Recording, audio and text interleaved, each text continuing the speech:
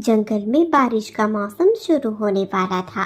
प्यारी चिड़िया का घर बहुत मजबूत बन चुका था।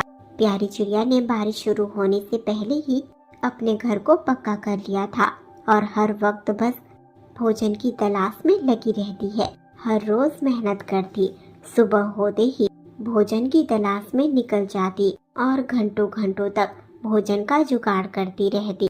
इसी तरह से प्यारी चिड़िया ने बहुत सारे अनाज अपने घर में इकट्ठे कर रखे थे, जिससे कि बारिश के समय प्यारी चिड़िया को किसी भी परेशानी का सामना ना करना पड़े। प्यारी चिड़िया के घर के सामने ही दो कौवे रहा करते थे। गब्बू कौवा और गिन्नी कौवी दोनों बहुत आलसी थे। हर वक्त बस सोए रहते थे। जब भी कुछ खाने का दिल करता, भूख लगती, इधर उधर फिरते, जो कुछ भी रूखा सूखा मिल जाता खाकर अपने घोंसले में ही पड़े रहते। इसी तरह से दिन गुजर रहे थे। एक रोज सुबह होते ही प्यारी चिड़िया के घर के बाहर उसकी दोस्त सुकून चिड़िया आई हुई थी।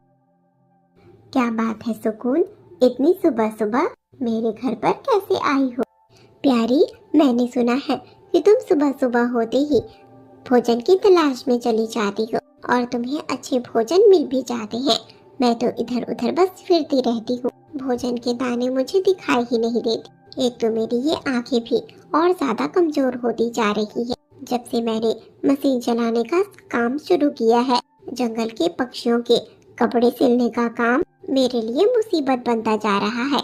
आंखें बहुत ज्यादा कमजोर हो गई हैं, तो मैंने सोचा कि क्यों ना मैं तुम्हारे साथ भोजन की तलाश में जाऊं। इससे मुझे भोजन आसानी से मिल जाएगा, तुम जो मेरे साथ रहोगी। सुकून, ये तो तुमने बहुत अच्छा किया। हर रोज मैं अकेले ही भोजन लेने जाती हूँ, बहुत ज्यादा थक जाती हूँ, क्योंकि टाइम पास करने के लिए कोई बात करने वाला नहीं होता। और सामने के कौवों को तो तुम जानती ही हो, कहने को ही सिर्फ मेरे पड़ोसी हैं। जब भी उनसे भोजन ढूंढने का कहती हूँ, बस सोते रहते हैं, बहुत आलसी हैं। ये कौवे तो ऐसे ही होते हैं। आने दो बारिश, तब फिरेंगे इधर उधर, सारी अकड़ निकल जाएगी।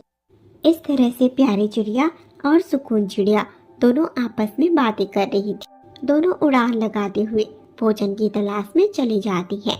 शाम का वक्त होते होते दोनों अपने अपने घर पर आ जाती है, जहाँ पर आने के बाद सुकून चिड़िया तो अपने मशीन के कामों में लग गई थी, क्योंकि मशीन चलाने के उसे पैसे मिल जाया करते थे। इधर प्यारी चिड़िया भी अपने घर पर बैठी हुई थी कि तभी जोर की बारिश शुरू हो जाती है। इस बारिश को देखते हुए प्यारी चिड़िया तो खुश हो जाती है। प्यारी चिड़िया को बारिश का मौसम बहुत ज्यादा पसंद था। प्यारी चिड़िया अपने हॉल वाले कमरे में आ जाती है, जहाँ पर बारिश का पानी भरता था, और उसी जगह पर ही बारिश एंजॉय करती है। प्यारी चिड़िया को भोजन की कोई कमी नहीं थी। वह खुशी खुशी बारिश में भी जो भी उसका दिल करता बनाकर खाया करती थी। पर एक रोज इस बारिश में प्यारी चिड़िया की नजर बाहर गब्बू और गिन्नी पर पड़ जाती है, जो बारिश में ठिठुरते हुए बैठे हुए थे। दोनों इस बारिश में कपकपा रहे थे, परेशान हो रहे थे। प्यारी चिड़िया को उन दोनों पर बहुत दया आ जाती है। वह दोनों के पास जाती है। आप दोनों इस तरह से बारिश में ठिठुर रहे हो, परेशान हो रहे हो, इससे अच्छा तो यही होता कि थोड़ी मेहनत कर लेते और अपना पक्का घर बना लेते। कम से कम इस तरह से बारिश की बूंदों से परेशान तो नहीं होना पड़ता। पर कोई बात नहीं, आप दोनों को समझा पाना तो मेरे बस में नहीं, पर आप दोनों को इस तरह से देख पाना भी मेरे बस में नहीं। आप दोनों मेरे घर के अंदर आ जाओ, मेरे पीछे पीछे आओ। इस तरह से कहने के बाद प्यारी चिड़िया के पीछे पीछे ही गब्बू और गिन्नी उसके घर के अंदर आ जाते हैं। बाहर खिड़की से बारिश दिखाई दे रही थी। बारिश बहुत ज्यादा तेज हो रही थी। प्यारी चिड़िया ने गब्बू और गिन्नी को एक कपड़ा ला कर दिया था, जिससे कि वह बारिश के पानी को पोंछ सके। गब्बू और गिन्नी बहुत ही शर्मिंदगी भरे लहजे में प्यारी चिड़िया की बातें कर रहे थे। प्यारी, तुम सचमुच बहुत अच्छी हो, तुम्हारा दिल बहुत बड़ा है। जंगल के और भी पक्षी हैं जो हमें इस तरह से ठंड में ठिठुरते हुए देख रहे थे, पर किसी ने भी हमारी मदद नहीं की। और एक तुम हो जो हमारे पास आकर हमें अपने घर के अंदर लेकर आए। हाँ गिन्नी बहन, क्योंकि मुझे आप दोनों पर बहुत दया आ रही थी। मैं आप दोनों को समझाना चाहती हूँ कि आप दोनों भी अपना पक्का घर बना ले और थोड़ी मेहनत करना शुरू कर दे। पर मुझे मालूम है कि मुझे आप दोनों को समझाने पे कुछ भी हासिल नहीं होगा, क्योंकि आप दोनों तो मेरी बात मानेंगे ही नहीं। आप दोनों तो बस अपने दिल की करेंगे, रूखे सूखे दाने खाएंगे और अपने घोंसले में सो जाएंगे। पर कोई बात नहीं, यह सब बातें छोड़ो। आप दोनों मुझे बताओ कि आप दोनों को क्या खाना है, मैं आप दोनों के लिए बना दूंगी। इस तरह से प्यारी चिड़िया कहती है, पर गब्बू और गिन्नी शर्मिंदगी की वजह से कुछ नहीं कह पाते। प्यारी चिड़िया अपने किचन में जाती है और वहाँ पर खिचड़ी बनाती है और गर्मा गर्म खिचड़ी लाकर गब्बू और गिन्नी को देती है। दोनों ही खिचड़ी खाते हैं।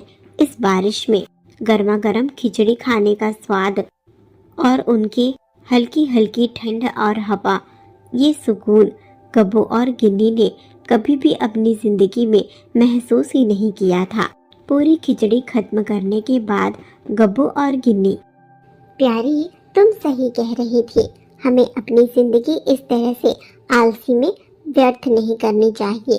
आज हमने ऐसी बारिश में गर्मा गर्म खिचड़ी खाया, दिल को इतना सुकून मिला कि बस पूछो मत। अब से मैं भी मेहनत करूंगी, अपना पक्का घर बनाकर तैयार करूंगी और तुम्हारी तरह ही भोजन इकट्ठे करूंगी। हम दोनों को तो ऐसा लगता था कि बारिश का मौसम सबसे बेकार मौसम है, पर आज तुम्हारे घर पर ये गर्मा गर्म खिचड़ी खाते हुए हमें जो सुकून मिला है, इस बारिश के मौसम का, यह हमने कभी अपनी जिंदगी में महसूस ही नहीं किया था। हाँ गिन्नी, तुम बिल्कुल सही कह रही हो।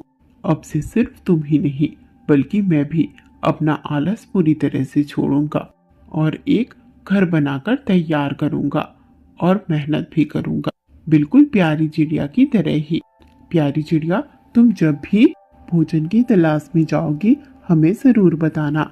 मैं या फिर गिन्नी, हम दोनों में से एक तुम्हारे साथ भोजन लेने जरूर जाएंगे। इस तरह से गब्बू कौवा और गिन्नी कौवी कहते हैं। कुछ दिनों तक तो लगातार बारिश होती है। प्यारी चिड़िया ने गब्बू और गिन्नी को अपने घर पर ही रख रखा था, पर दिन गुजरते गए, बारिश रुक गई। बारिश खत्म होते ही गब्बू और गिन्नी ने सबसे पहले अपना घर बनाकर तैयार किया और अब वह भोजन की तलाश में भी जाया करते थे। धीरे धीरे इन सब कामों की गब्बू और गिन्नी को आदत हो गई थी। अब उन्हें प्यारी चिड़िया की जरूरत नहीं पड़ती, वह खुद ही दोनों साथ में भोजन की तलाश में निकल जाया करते थे। और अब जब भी बारिश आती, गब्बू और गिन्नी खुश होते और बारिश के मजे लेते, गर्मा गर्म पकौड़ियाँ खाते और बारिश देखते। गब्बू और गिन्नी का आलस वाला जिंदगी अब पूरी तरह से खत्म हो चुका था। वह खुशी खुशी अपनी जिंदगी जी रहे थे। कुछ दिन गुजरे ही थे कि तभी गिन्नी कौवी के पेट में अचानक बहुत ज्यादा दर्द होता है। गिन्नी कौवी की तबीयत बहुत ज्यादा खराब हो रही थी। गब्बू कौवे को कुछ भी समझ नहीं आता है। गब्बू कौवे के मन में गिन्नी कौवी के इलाज करने का विचार तो आ रहा था, पर वह क्या करे उसे समझ नहीं आ रहा था। गब्बू कौवा उड़ान लगाता हुआ प्यारी चिड़िया के घर पर जाता है। प्यारी बहन, मेरी पत्नी की तबीयत बहुत ज्यादा खराब है, ना जाने क्या हुआ है, उसके पेट में बहुत ज्यादा दर्द हो रहा है। चलो तो मेरे साथ चलो, जरा चलकर मेरी पत्नी को तो देखो क्या हुआ है। कुछ भी समझ नहीं आ रहा, वह दर्द में बहुत ज्यादा तड़प रही है। इस तरह से गब्बू कौवे के कहने पर प्यारी चिड़िया गब्बू के साथ उसके घर की ओर जाती है, जहाँ पर गब्बू को प्यारी चिड़िया घर के बाहर रहने को करती है। गब्बू कौवा घर के बाहर खड़ा इंतजार कर रहा था। गब्बू कौवे को समझ में नहीं आ रहा था कि आखिर प्यारी चिड़िया ने उसे घर के बाहर रहने को क्यों कहा है। कुछ समय गुजरा ही था कि प्यारी चिड़िया ने गिन्नी कौवी के पेट से एक अंडा बाहर निकाला। गिन्नी कौवी गर्भवती थी और उसे खबर भी नहीं थी कि उसके पेट में एक अंडा है। अंडा बाहर आ जाने के बाद गिन्नी कौवी बहुत खुश हुई। प्यारी चिड़िया ने गब्बू को भी घर के अंदर बुलाया जहाँ दोनों ने अपने अंडे की ओर देखा और दोनों बहुत खुश हुए। प्यारी चिड़िया तो वहाँ से चली गई, पर गब्बू और गिन्नी की खुशी का तो कोई ठिकाना ही नहीं था। गिन्नी, हमारा बरसों का सपना पूरा हो रहा है। पिछले 3 साल से हमें अपने बच्चे की ललक थी और आज हमारा बच्चा इस दुनिया में आने वाला है। तुम्हें खबर भी नहीं थी कि तुम्हारे पेट में अंडा था और तुम इस तरह से घर के काम और बाहर उड़ान लगाने का भी काम कर रही थी। पर अब नहीं, अब से तुम्हें कोई काम करने की जरूरत नहीं। अब से तुम सिर्फ घर पर आराम करोगी। हाँ गब्बू जी, बिल्कुल, मैं आपकी सारी बात मानूंगी। आप जो कहोगे मैं वैसा ही करूंगी। न जाने मुझे पता कैसे नहीं चला कि मेरे पेट में एक अंडा था। पर जो कुछ भी हो, मैंने बरसों इंतजार किया है इस दिन का, और आज जाकर मेरा यह इंतजार खत्म हुआ है। भगवान ने मुझे जो ये खुशी दी है, मैं भगवान की हमेशा के लिए शुक्रगुजार रहूंगी, और उस प्यारी चिड़िया की भी। ये जो कुछ भी हो रहा है, मुझे तो ऐसा लग रहा है कि इसमें प्यारी चिड़िया की वजह से ही हो रहा है।